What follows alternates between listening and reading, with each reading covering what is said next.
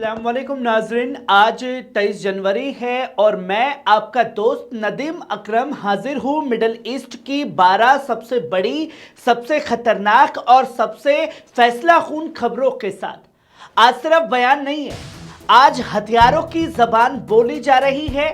कहीं आर्म्ड बढ़ाई जा रही है तो कहीं एयरलिफ्ट कराया जा रहा है, कहीं आरपीजी से जश्न है तो कहीं शांति के नाम पर जंग का बोर्ड तैयार हो रहा है।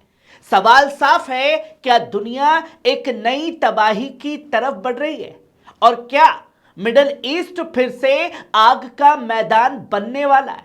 ये तमाम बड़ी खबरें आपकी स्क्रीन पर होंगी, जहां पहली खबर देख सकते हैं अमेरिका की मैसिव आर्म्ड रवाना। दोस्तों, मिडल ईस्ट से जुड़ी इस वक्त की सबसे बड़ी और खतरनाक खबर सामने आ रही है। अमेरिका के राष्ट्रपति डोनाल्ड ट्रंप ने ईरान को लेकर बड़ा बयान दिया है। ट्रंप ने साफ तौर पर कहा है कि अमेरिका की एक बहुत बड़ी मिलिट्री आर्मडा ईरान की तरफ बढ़ रही है। हम देखेंगे आगे क्या होता है, हम ईरान पर कड़ी नजर रखे हुए हैं। इस बयान के बाद तेहरान से लेकर वॉशिंगटन तक हलचल तेज हो गई है। सवाल यह है, क्या यह सिर्फ दबाव की सियासत है या मिडल ईस्ट एक बार फिर जंग के मुहाने पर खड़ा है? वहीं आप दूसरी खबर देखिए, ईरान के साथ खुलकर खड़ा बीजिंग। दोस्तों, दुनिया की नजरें इस वक्त मिडिल ईस्ट पर टिकी हैं। सिर्फ 56 घंटे के अंदर चाइना के 16 मिलिट्री ट्रांसपोर्ट एयरक्राफ्ट ईरान में लैंड कर चुके हैं। इतने कम वक्त में यह ईरान के लिए चीन का अब तक का सबसे बड़ा एयरलिफ्ट माना जा रहा है। साफ संकेत है कि बीजिंग अब पर्दे के पीछे नहीं बल्कि खुले तौर पर ईरान के साथ खड़ा दिखाई दे रहा है। अब सवाल यह नहीं कि चीन ईरान का साथ दे रहा है, अब सवाल यह है कि आखिर किस बड़ी तैयारी की तरफ दुनिया बढ़ रही है। क्या यह सिर्फ डिफेंस सपोर्ट है या किसी बड़े टकराव से पहले की एक बड़ी चाल है? वहीं आप तीसरी खबर देखिए, सीरिया के देर जोर में जश्न के नाम पर आरपीजी से फायरिंग। दोस्तों, देर जोर से एक चौंकाने वाला वीडियो सामने आया है। यहां अपने कबीलाई सरदार की वापसी के जश्न में एक शख्स ने आरपीजी दाग दी। गोलियां और जंग से तबाह सीरिया में जहां अमन की जरूरत है, वहीं हथियारों से जश्न मनाना हालत की गंभीर तस्वीर दिखाता है। सवाल यह है, क्या यह ताकत का प्रदर्शन है या डर और स्थिरता का एक बड़ा इजहार है? वहीं आप चौथी खबर देखिए, अरब सागर में यूएसएस अब्राहम लिंकन की एंट्री। दोस्तों, मिडिल ईस्ट में तनाव के बीच अब अरबियन सिया से एक बड़ी और अहम खबर सामने आई। अमेरिका का ताकतवर USS Abraham Lincoln carrier strike group अरब सागर में पहुंच चुका है। इसे इलाके में अमेरिका की मिलिट्री पोजीशंस में बड़ा बदलाव माना जा रहा है। जब डोनाल्ड ट्रंप से ईरान को लेकर सवाल किया गया तो उन्होंने साफ कहा, देखते हैं आगे क्या होता है, मैं ये नहीं बताना चाहता कि मैं क्या कदम उठा सकता हूं। इस बयान के बाद ईरान, खाड़ी देश और पूरी दुनिया की निगाहें अब अमेरिका की अगली चाल पर टिकी हुई हैं। वहीं आप पांचवी खबर देखिए, ईरान क्यों बना इजराइल का सबसे बड़ा टारगेट? दोस्तों, इजराइल और ईरान की दुश्मनी कभी अचानक पैदा नहीं हुई। एक दौर था जब ईरान इजराइल का सबसे अहम साथी माना जाता था। शाह के जमाने में तेल, खुफिया एजेंसियों और मिलिट्री टेक्नोलॉजी में दोनों का गुप्त गठजोड़ था। लेकिन 1989 की इस्लामी क्रांति के बाद सब कुछ पलट गया। इमाम रुहुल्लाह खुमैनी ने इजराइल को खुला दुश्मन करार दिया और यहीं से ईरान इजराइल की रणनीति में दोस्त नहीं बल्कि सबसे बड़ा खतरा बन गया। वहीं आप छठी खबर देखिए, बगदाद में अमेरिकी दूत से मुलाकात। दोस्तों, इराक के प्रधानमंत्री मोहम्मद शिया अल सुदानी ने आज अमेरिकी राष्ट्रपति के सीरिया मामलों के खास दूत थॉमस बराक से मुलाकात की है। बैठक में सीरिया के हालात, दमिश्क की सुरक्षा और पूरे इलाके में अमन कायम रखने पर खासतौर पर जोर दिया गया है। अमेरिका की तरफ से साफ शब्दों में कहा गया है कि राष्ट्रपति डोनाल्ड ट्रंप इराक सरकार की कोशिशों के कद्र करते हैं।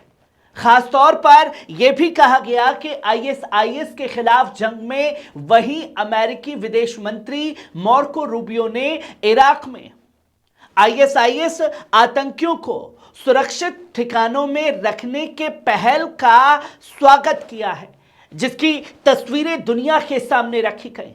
वहीं आप सातवीं खबर देख सकते हैं, 8 घंटे में वेस्ट बैंक में 27 हमले। दोस्तों, पिछले 8 घंटों में वेस्ट बैंक में हालत काफी तनावपूर्ण रहे। रिपोर्ट के मुताबिक कुल 27 कार्रवाइयां इजरायली फौज की तरफ से दर्ज की गई। जेरूसलम के कलंदिया कैंप, रामला, नबलुस, जेनिन और हिब्रोन समेत कई इलाकों में अहाली और कब्जा फोर्सेस के बीच मुठभेड़ें हुई हैं, जबरदस्त झड़पें हुई। पत्थरबाजी, आतिशी बोतलें और मफरकात का इस्तेमाल किया गया है, जबकि कुछ जगहों पर सेटलरों की गाड़ियों को नुकसान पहुंचाने का भी काम किया गया है और 2 सेटलर जख्मी हुए हैं।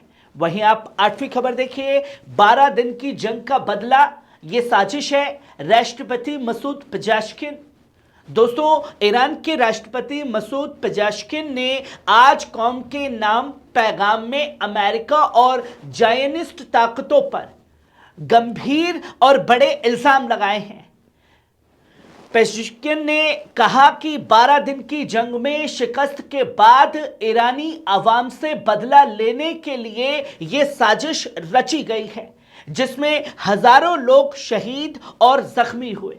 उन्होंने साफ तौर पर कहा कि शांतिपूर्ण एहतजाज को जानबूझकर खूनी टकराव में बदलने का काम किया गया। हालांकि एहतजाज अवाम का बुनियादी हक है। ईरानी राष्ट्रपति ने यह भरोसा दिलाया कि हुकूमत जांच करेगी, गुनहगारों को अलग करेगी और नुकसान झेलने वालों को मुमकिन मदद दी जाएगी। वहीं आप 9वीं खबर देखिए, सऊदी अरब का लेबनान को एक साफ और खास पैगाम। दोस्तों, सऊदी अरब के विदेश मंत्री प्रिंस फैसल बिन फरहान ने लेबनान के प्रधानमंत्री नवाफ सलाम से वर्ल्ड इकोनॉमिक फोरम के दौरान अहम मुलाकात की। इस बैठक में सऊदी अरब ने साफ तौर पर कहा कि लेबनान में हथियार सिर्फ राज्य के हाथ हैं और रहने चाहिए।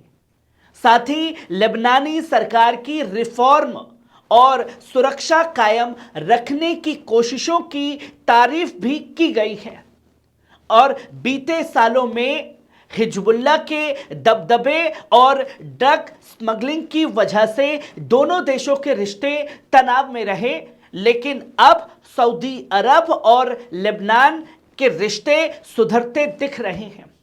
वहीं आप 10वीं खबर देखिए, दावोस में ट्रंप का 1 बिलियन वाला शांति बोर्ड।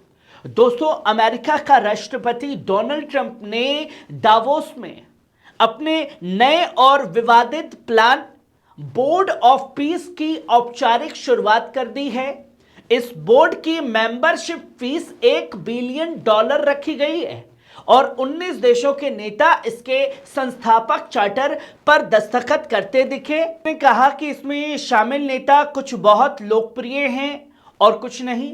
जिंदगी ऐसे ही चलती है। पहले इसे गजा में जंग के बाद अमन कायम करने के लिए सोचा गया था, लेकिन अब इसे अंतर्राष्ट्रीय विवाद सुलझाने का प्लेटफॉर्म बताया जा रहा है और इसी वजह से ये सवाल बार बार उठ रहे हैं कि क्या ट्रंप यूनाइटेड नेशंस को टक्कर देने की तैयारी में है। वहीं आप 11वीं खबर देखिए, 2 हफ्तों से ज्यादा इंटरनेट बंद, दमन छुपाने का इल्जाम। दोस्तों, ईरान में सरकारी पाबंदियों के तहत पूरे मुल्क का इंटरनेट 2 हफ्तों से ज्यादा वक्त से बंद है। इंटरनेट मॉनिटर नेट ब्लॉक्स के मुताबिक 336 घंटे बाद भी कनेक्टिविटी लगभग पूरी तरह ठप है। सिर्फ कुछ सरकारी वेबसाइट तक सीमित पहुंच दी जा रही है। एक्टिविस्ट्स का कहना है कि यह इंटरनेट शटडाउन हुकूमत विरोधी एहतजाज पर कड़ी कार्रवाई है, असल तस्वीर छुपाने के लिए है। वहीं आप आखिरी और 12वीं खबर देखिए। पुतिन की एंट्री पर ब्रिटेन को ऐतराज, स्टारमर ने जताई चिंता। दोस्तों, ब्रिटेन के प्रधानमंत्री किर स्टारमर ने अमेरिकी राष्ट्रपति डोनाल्ड ट्रंप के प्रस्तावित बोर्ड ऑफ पीस में रूसी राष्ट्रपति व्लादिमीर पुतिन की मौजूदगी पर खुली चिंता जताई है। स्टारमर ने कहा है कि पुतिन एक यूरोपीय देश यूक्रेन के खिलाफ जंग लड़ रहे हैं, यूक्रेन पर बम बरस रहे हैं। ऐसे में उन्हें पीस बोर्ड में दिखना फिक्र की पैदा करता है। उन्होंने जोर देकर के कहा कि अमेरिका और सहयोगी देशों के साथ मिलकर यूक्रेन का समर्थन जारी लगातार रहना चाहिए।